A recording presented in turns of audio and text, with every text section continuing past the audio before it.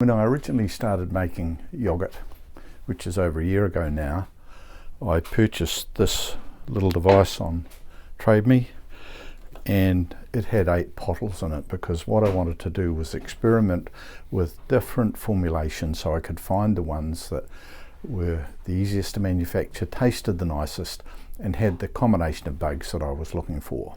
So after a few months of yoghurt making, I've parked this device. It did what it wanted. I found the formula I wanted, and I've recently purchased this device. It's called an Instant Pot, and as a yoghurt maker it's really impressive. Now it's got a 4-litre stainless steel liner. It's actually 5 point something, but I can make up to 4 litres of yoghurt at a time. It gives very precise temperature control. It has a yoghurt making button. It's programmed for the number of hours that I brew the yoghurt for, and so it's just a matter of turning it on, pressing the yoghurt button twice, and 36 hours later it's ready.